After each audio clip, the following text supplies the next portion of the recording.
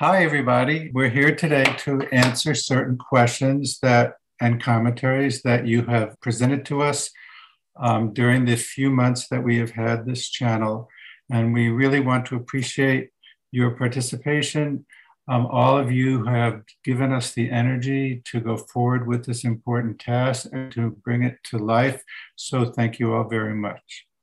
So today we're going to start with the first question that has been submitted, which is why PB did not want to be called a guru. And those of you who have listened to the audio of PB's voice that we have on the channel will remember that he agrees to make this recording, but he insists that is on the condition that I am not to be called a guru. So the question is, why was PB so insistent that he not be considered a guru? The answer to this question will give us great insight into PB and how he saw his task and the approach that he felt we needed, those of us who live in the world in the current times. So first of all, when PB became well known, he really became world famous from his first 10 books. And during the course of his writing these books, he acquired students all over the world. He would travel in different countries and give lectures to different groups. He would give interviews, he would answer letters.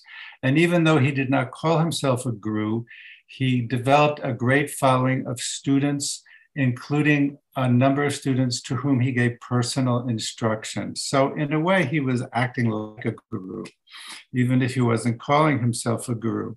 But then this correspondence, these interviews, this attention to the problems that people were sharing with him about their lives ended up taking so much of his time that he perceived he was spending most of the day answering letters and interviews, and he wasn't spending the time that he needed to be writing the subsequent books. And because of this, he decided that he would no longer correspond with his students or give interviews, and that it was preventing him from fulfilling his task. And he wrote his closer students a letter, and in the letter he said, "Please note that I am no longer able to get involved in questers and readers' personal lives, affairs, or spiritual problems. I must not be diverted from time and energy requiring aims that affect millions of others. Therefore, hold out no hope that I shall write to any or even that you can get in touch with me soon." So this is pretty strong. It's like I'm closing the door. But we see here that PB is reflecting on his own Dharma. What is his purpose in life? And that all of this personal attention to people is taking him away from his spiritual task, from his Dharma.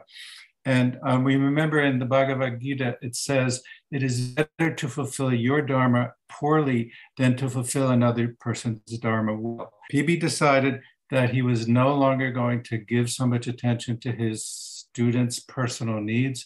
And he always referred to himself as a researcher and a writer. For example, he said, "I am a messenger, not a master. I am an awakener, not a teacher. My external work ends with the deliverance of this message through writing and the arousal of those minds who could respond sympathetically to it." And he also said, "I am a researcher. This is my special job. Then I go on to convert the results of my researches into notes and reports, into analyses and reflections, and later I draw upon this material for my published writings." So the first answer to the question about why PB will not be called the guru is because that's not his job. That's not what he's supposed to be doing. He's supposed to be a writer, and we benefit from the results of his writing here now and having this YouTube. The second reason PB didn't want to be called the guru is his extensive travels and meetings with teachers and groups exposed him to the many, many problems of spiritual teachers. And in his writing, he warns us of the potential problems and the danger of assuming that the truth is outside of you in another person. So PB doesn't want us to externalize or project the truth that is within us. And therefore, he discourages us from seeking a guru or considering him as a guru. Another reason is that PB emphasizes what he calls the independent path. in which one remains unaffiliated and not bound by the dictates of any group, tradition, or teacher. This was PB's own path, and he took into consideration that guidance can come from within or from other sources outside of us, such as books or circumstances. So the guru or the teacher is not the only source of truth or knowledge. In the notebooks, there's a theme called Books as Teachers. There's another theme called Experience as a Personal Teacher. So PB makes it very clear that it is not necessary to have a guru. He tells us, as an expression of the divine life power, we are unique. In the end, we will always have to take our guidance from within. That is to say, direct from the life power which has made us what we are.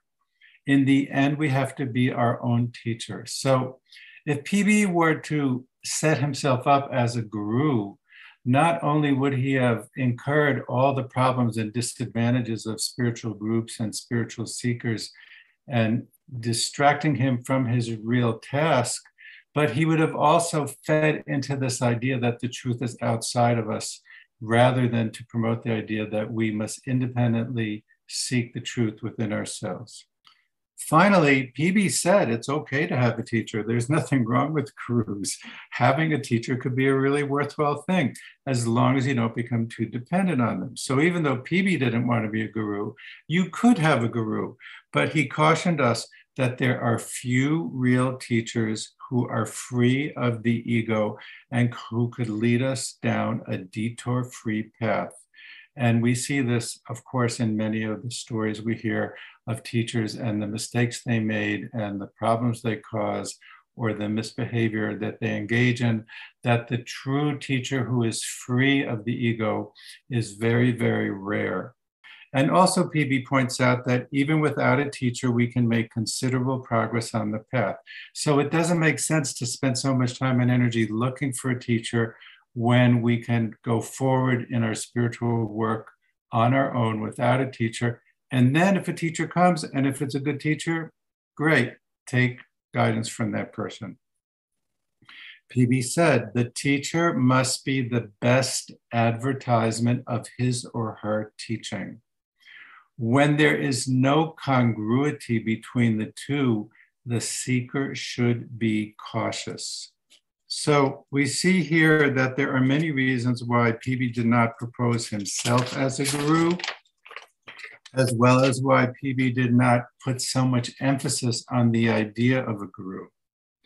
So to summarize, PB was not against gurus, but his personal temperament and his spiritual task, as well as his understanding of the needs of Western seekers, led him to de-emphasize the need for gurus. That was our first question. We encourage you to send us more questions.